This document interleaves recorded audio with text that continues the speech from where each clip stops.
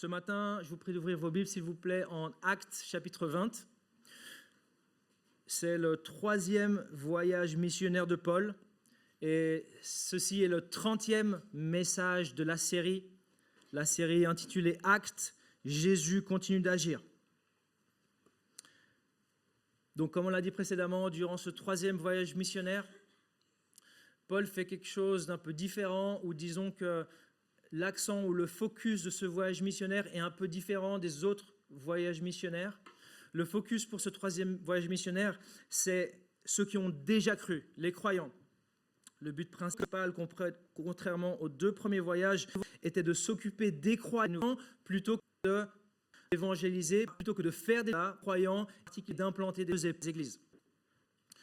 On va voir on va voir en partie croyants ce que accompagne Paul, acte 20, versets 1 à 12.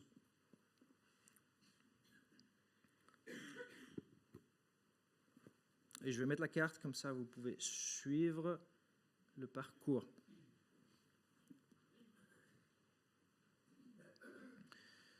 Lorsque le tumulte eut cessé, Paul fit venir les disciples et les encouragea. Puis il prit congé d'eux et partit pour la Macédoine. Il parcourut cette région en adressant de nombreuses paroles d'encouragement aux croyants et se rendit en Grèce, où il séjourna 3 mois. Il était sur le point d'embarquer pour la Syrie, mais comme les Juifs formaient un complot contre lui, il décida de repartir par la Macédoine. Il avait pour l'accompagner jusqu'en Asie Sopater de Bérée, fils de Pyrrhus, Aristarque et Secundus de Thessalonique, Gaius de Derbe, Timothée, ainsi que Tychique et Trophime, originaires d'Asie. Ceux-ci prirent les devants et nous attendirent à Troas. De notre côté, après la fête des pains sans levain, nous avons embarqué à Philippe et, au bout de 5 jours, nous les avons rejoints à Troas, où nous avons passé 7 jours. Le dimanche, nous étions réunis pour rompre le pain. Comme il devait partir le lendemain, Paul s'entretenait avec les disciples et il prolongea son discours jusqu'à minuit. Il y avait beaucoup de lampes dans la chambre à l'étage où nous étions rassemblés. Or, un jeune homme du nom d'Eutychus était assis sur le bord de la fenêtre. Il s'est profondément endormi pendant le long discours de Paul et, entraîné par le sommeil, il est tombé du 3e étage. Quand on a cherché à le relever, il était mort. Mais Paul est descendu, s'est penché sur lui et l'a pris dans ses bras en disant « Ne vous inquiétez pas, car son âme est en lui. » Ensuite, il est remonté, a rompu le pain et a mangé. Il a poursuivi ses entretiens jusqu'à l'aube, puis il est parti. Le jeune homme a été ramené vivant à leur grande consolation. On va prier. Père, merci pour ce texte. Je prie qu'on en tire l'instruction que tu aimerais pour nous. Et on te le demande au nom de ton Fils, bien-aimé Jésus. Amen. Quand j'étais à l'école de recrues, il y a 20 ans de cela, et je ne sais pas si la diapositive fonctionne, merci. Je me rappelle qu'on avait toutes sortes de formations durant la journée. On dormait peu et il faisait froid dehors, alors quand on rentrait au chaud pour une formation, on devait lutter contre le sommeil, surtout si le gradé qui nous parlait était soporifique. L'habitude à l'époque, c'était de faire lever les recrues qui somnolaient. Quand un lieutenant ou un capitaine détectait un soldat assoupi, il le faisait lever et celui-ci se tenait debout à sa place jusqu'à la fin de la formation. Ça marchait. Mais je vous rassure, on ne va pas faire ça ici. Mais je comprends maintenant qu'il y a c'est peut-être défendable bibliquement parlant. Non mais blague à part, n'oubliez pas de faire ce que vous pouvez pour être éveillé les dimanches matins. Je sais que certains ont des troubles du sommeil, mais d'autres, c'est parce qu'ils vont se coucher trop tard. Allez pas trop tard au lit, réveillez-vous, buvez un café, venez ici, buvez un 2e café. D'ailleurs, merci à l'équipe café qui maintient un flot de café de qualité, dimanche après dimanche. Et d'ailleurs, Christian va en parler à la fin. Il y a besoin de renouveau dans cette équipe café. Si vous vous sentez à rejoindre cette rotation pour l'équipe café, parlez avec moi. Mais revenons maintenant au texte de ce matin. Voyons ce que Paul faisait si bien, versets 1 et 2, je les relis. Lorsque le tumulte eut cessé, Paul fit venir les disciples et les encouragea. Puis il prit congé d'eux et partit pour la Macédoine. Il parcourut cette région en adressant de nombreuses paroles d'encouragement aux croyants et se rendit en Grèce. Paul était un encourageur. Il revisitait les frères et sœurs qu'il avait connus durant ses 2 premiers voyages missionnaires et il les encourageait. Mon ami, as-tu déjà encouragé un frère ou une sœur? Lui as-tu déjà dit « courage, tiens bon ». Lui as-tu déjà dit « persévère, tu fais ce qui est juste ». Paul était un encourageur. Maintenant, l'encouragement ici en question n'est pas un encouragement dans une voie quelconque. Il ne s'agit pas d'affirmer quelqu'un dans un chemin que Dieu désapprouve, comme le mariage homosexuel par exemple. C'est un encouragement à mettre en pratique la vie chrétienne. C'est un encouragement à vivre d'une manière digne de l'appel qu'on a reçu. Mes amis, le ministère du responsable chrétien, c'est d'encourager dans le chemin étroit, pas celui de la facilité, et cela avec une certaine urgence ou insistance. Ça tient presque de la supplication. D'ailleurs, c'est le mot paraklésis en grec, duquel en français on a le mot paraklèse, qui indique un office de supplication dans l'Église catholique. La seconde 21 traduit encourager, mais c'est un peu faible. C'est l'idée d'exhorter. Il est question d'encourager avec urgence et insistance dans un droit chemin, du type « frères et sœurs, tenez ferme dans le Seigneur, ne vous livrez pas à cela, dépouillez-vous du vieil homme ». C'est ce genre d'encouragement que Paul donnait. C'est des exhortations à vivre la vie chrétienne de la bonne manière. La ligne d'arrivée n'est bien plus loin. Continue de faire le bien. La récompense arrive. Ça, c'était l'encouragement que Paul donnait à ses chrétiens. De nouveau, on est tous encouragés à faire cela. Mais c'est encore plus le ministère du responsable chrétien, du pasteur et de l'ancien. Si tu veux être pasteur ou ancien, sois sûr que tu es à l'aise avec cela, avec l'exhortation dans le droit chemin. Donc, mon exhortation, c'est fais comme Paul. Exhorte ton frère, ta sœur, à continuer, à marcher, à combattre le bon combat dans la vie chrétienne. Donc, Paul arrive en Grèce.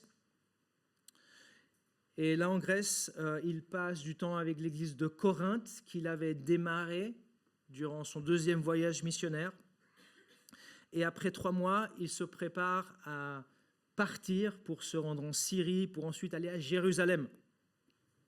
Comme les Juifs de l'époque, ils voulaient être à Jérusalem pour la fête des pains sans levain, ce qu'on nous on appelle la Pâque. C'était important pour les Juifs pieux de se rendre à cette fête et à la fête de la Pentecôte aussi.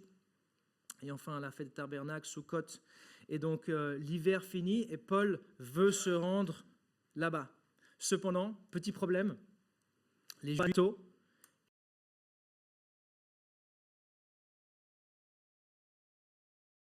et donc c'est dangereux pour Paul. Et Paul comprend qu'il y a une embûche contre lui. Il comprend que les Juifs opposés à son message veulent le liquider sur le bateau. Pour Paul, rentrer dans le bateau, c'était rentrer dans une trappe. Tu ne pouvais pas sortir jusqu'au moment où le bateau arrivait. Il n'y avait pas des dizaines d'endroits où se cacher dans un bateau. Donc Paul décide de repartir à pied. Paul et son équipe décident de repartir à pied par le nord. Frères et sœurs, ici dans le texte, on est rappelé ce qu'on a vu à plusieurs reprises dans le livre des Actes, c'est que le message de l'Évangile, ce message si beau pour nous, crée de l'opposition. Il provoque toujours de l'opposition. Le jour où le message de l'Évangile ne provoque plus d'opposition, il faut se demander si on prêche l'Évangile que Jésus et les apôtres prêchaient. Maintenant, intéressant, notez que selon le texte, Paul n'a pas dit « Ah, mais de toute façon, j'ai Dieu avec moi, je peux me mettre dans le bateau, tout ira bien. » Paul n'a pas dit « De toute façon, Dieu me protégera. » Non, Paul est parti à pied dans le nord. Frères et sœurs, bien que Dieu soit notre protecteur, on ne doit pas se jeter dans la gueule du loup. Bien que Dieu soit notre protecteur, on ne doit pas se jeter dans la gueule du loup. Ne nous jetons pas dans la gueule du loup. Écoute bien, Dieu nous protège aussi par des moyens ordinaires et parfois fastidieux, comme devoir faire le trajet à pied. Parfois, on est appelé à faire ce qu'on sait pour sortir du danger, comme quitter une région, comme ce fut le cas ici pour Paul. D'autres fois, on est appelé à prendre les précautions sanitaires nécessaires. D'autres fois encore, on est appelé à prendre l'opération chirurgicale qui est devant nous pour être sauvé d'un mal.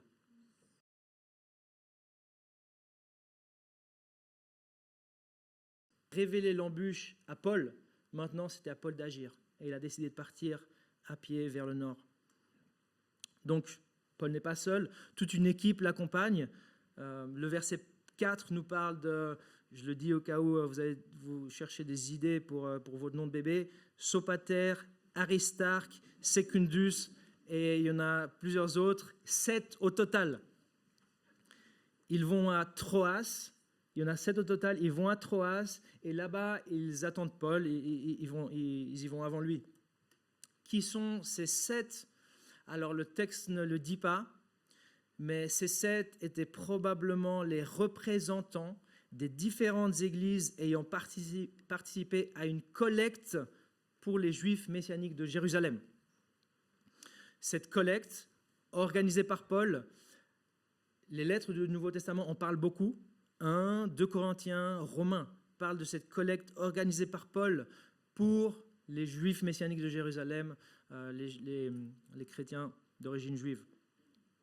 Plusieurs livres ont été écrits sur cette collecte parce que c'est vraiment un gros sujet dans le Nouveau Testament. J'en mets là un à l'écran que j'ai lu dans le cadre de ma thèse doctorale. Et il y a ou bien plus de piles, ou bien voilà. Donc je le recommande, bien que je ne sois pas d'accord avec toutes les choses. Et j'en parle aussi au 3e chapitre de ma thèse doctorale, où justement j'analyse comment les chrétiens s'entraidaient financièrement à l'époque du Nouveau Testament.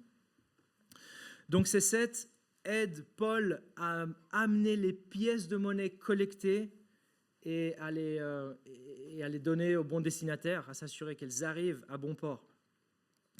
Donc ils attendent Paul à Troas, et Paul arrive à Troas. Et là, Paul prêche et Eutyche s'endort. C'est un événement intéressant à plusieurs niveaux. Premièrement, on apprend par cet événement que les chrétiens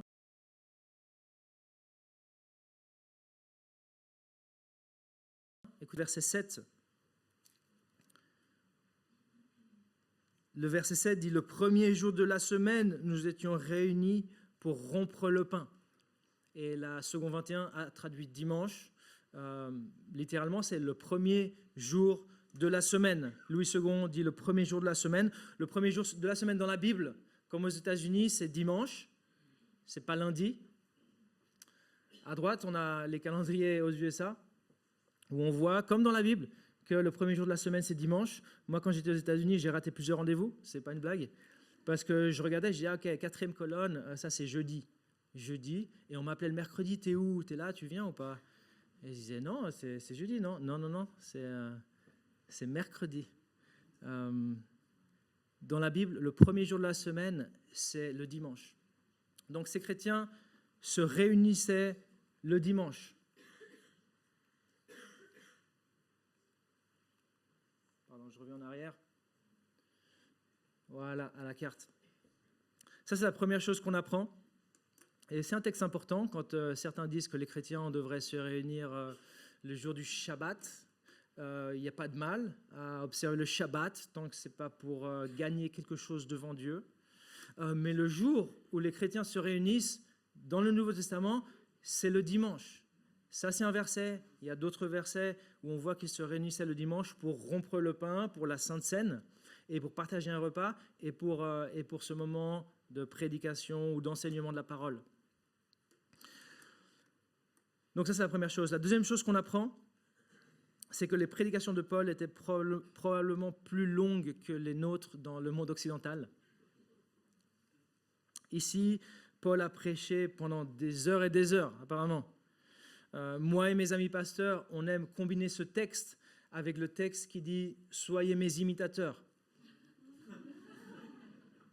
Je vous rassure, c'est pas vrai. Voilà, ça va pas être long aujourd'hui. Non, je rigole, mais faisons attention à ne pas réduire les prédications comme ça se fait dans certaines églises.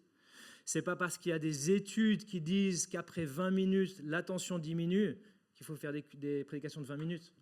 Il y a aussi des études qui disent probablement qu'après 2 heures, l'attention diminue. Et on ne fait pas des cultes de 2 heures.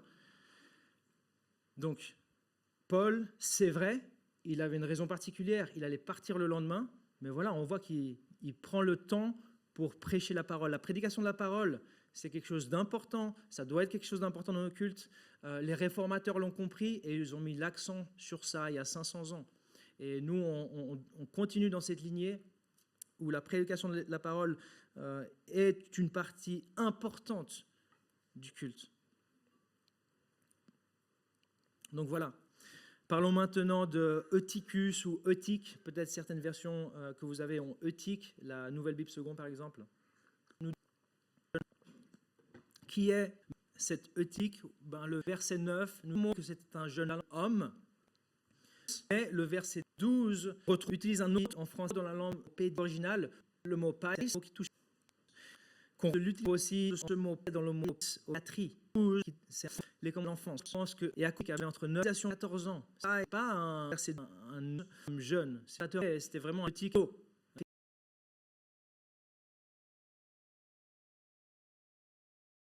De 9 à 14 ans. Il y a un mot qui est utilisé pour parler de l'enfance. Celui-ci était assis au bord d'une fenêtre et il s'est endormi. C'était ou bien à cause de l'heure tardive, il n'avait peut-être pas l'habitude, ou bien à cause des lampes à huile qui relâchaient apparemment un gaz soporifique. C'est intéressant le commentaire de Luc qui dit qu'il y avait beaucoup de lampes dans cette chambre. Peut-être à cause de l'heure tardive, peut-être à cause de ces lampes à huile qui relâchaient des gaz soporifiques, peut-être à cause de la prédication de Paul qui était un peu ennuyeuse pour lui. Peut-être qu'il y a un message subliminal de l'auteur Luc là par rapport à la prédication de Paul. Je ne sais pas. Bref, Eutychus s'est endormi et est tombé par la fenêtre pendant la prédication de Paul. Heureusement, nous ici à la Servette, on n'a pas ce problème. On a trouvé un local sans fenêtre. Comme ça, aucun problème.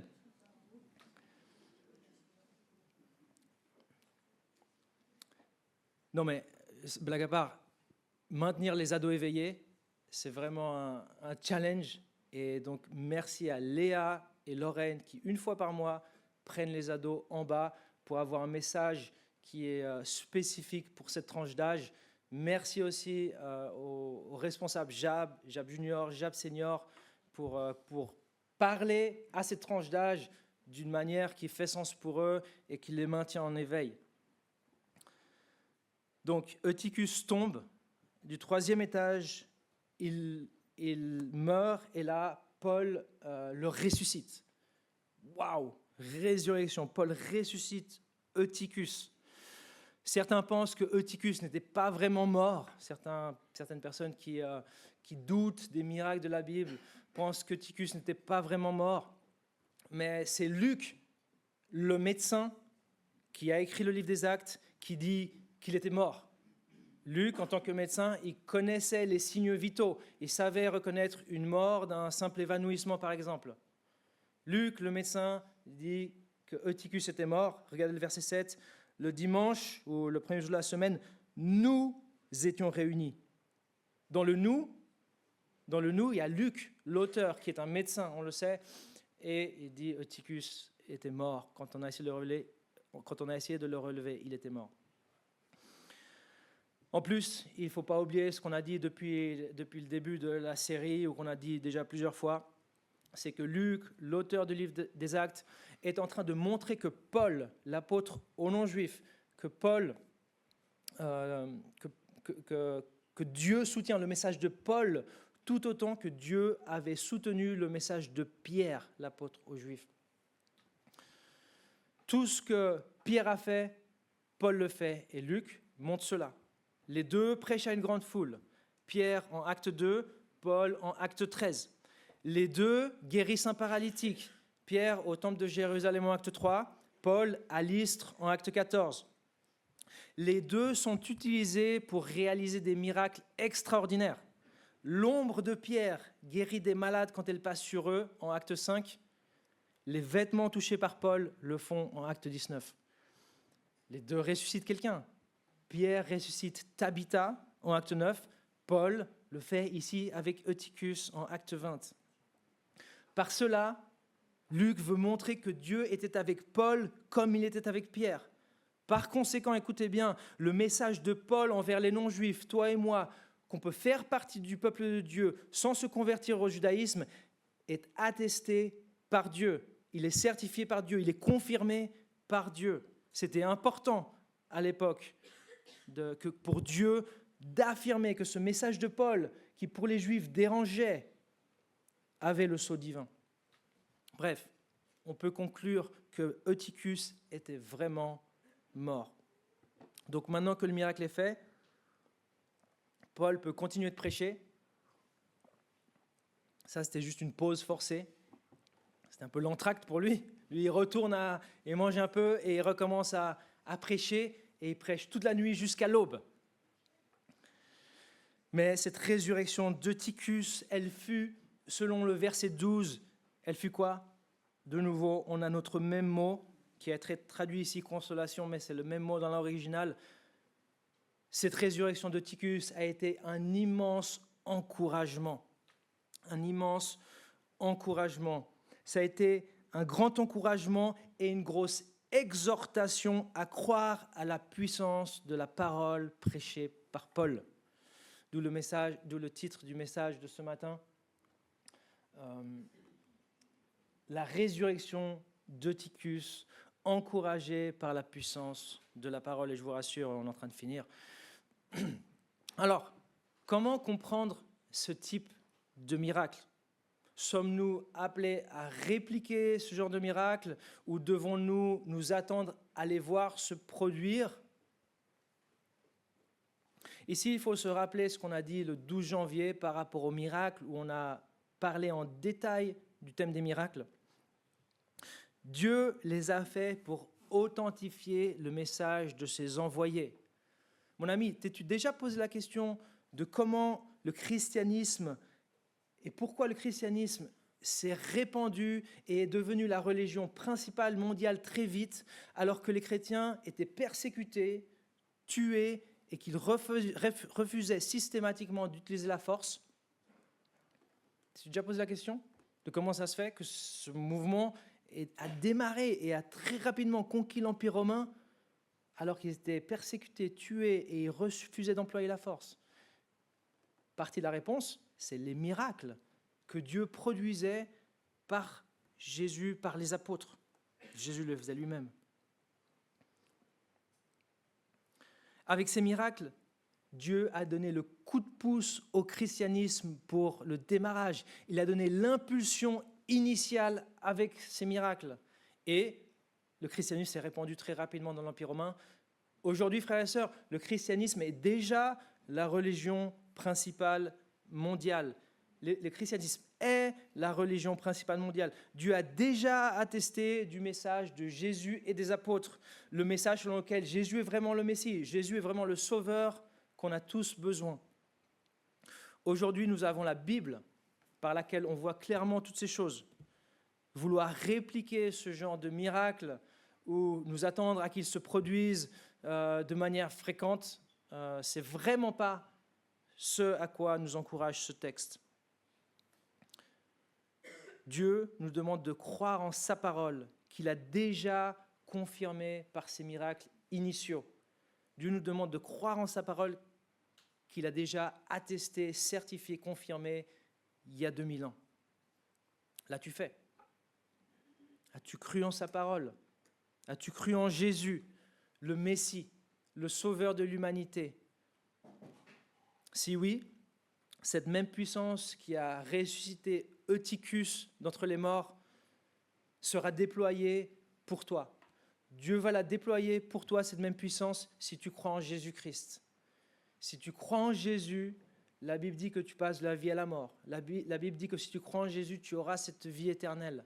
C'est Dieu qui le dit, c'est le Dieu qui ne ment pas, mais c'est uniquement Jésus-Christ. Alors question, as-tu confié en Dieu? As-tu cru le message de la Bible, comme quoi Jésus est le sauveur que tu as besoin?